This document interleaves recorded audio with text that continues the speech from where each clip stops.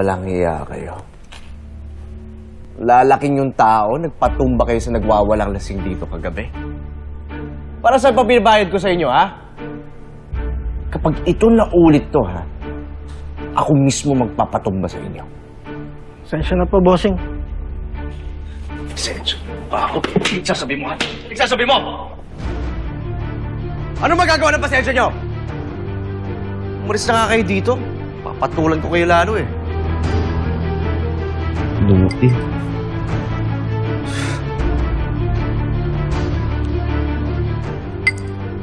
Boss. Marco.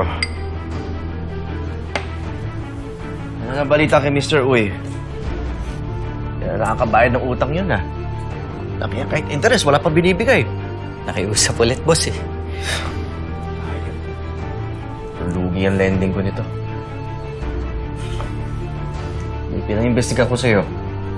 Yun nga, boss. May nakuha akong impormasyon tungkol dun sa babaeng tinutulungan mo. Ano meron? May binayaran ako sa Havenwood. Pero, konting impormasyon lang ang naibigay sa akin, eh. Emma Joseco ang pangalan ng babae.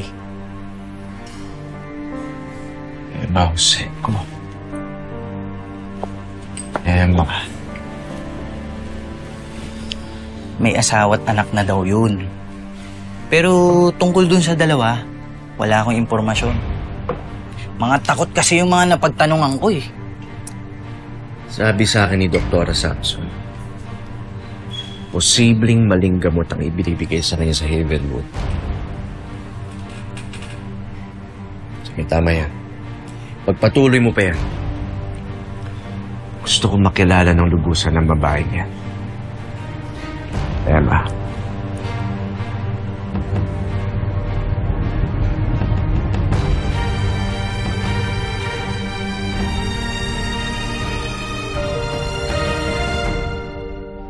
Gaya ng sinabi ko, hindi agad-agad mawawala ang withdrawal symptoms ng isang patient sa medications na binigay sa kanya.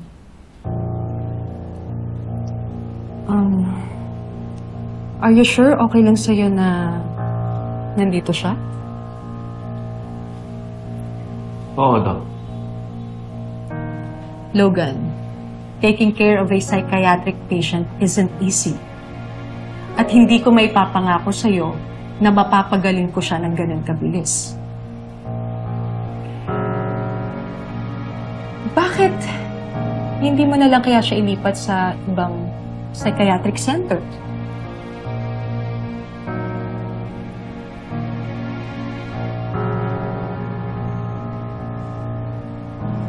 Sige. I have to go. Mag-rounds pa ako sa hospital. Thank you, Doc. Ingat, Doc. Huwag mo kay babalik si Havenwood, ha? Binabaliw nila ako doon, hindi ako gagaling.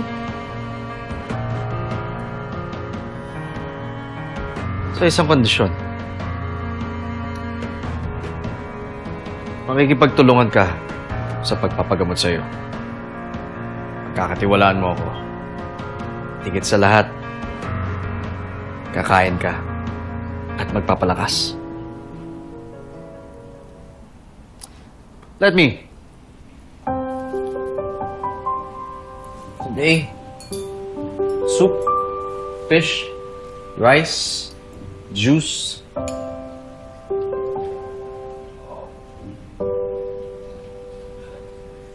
Ayaw mo? Sige.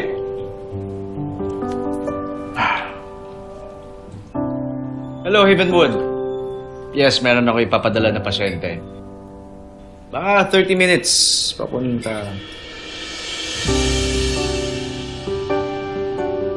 Never mind.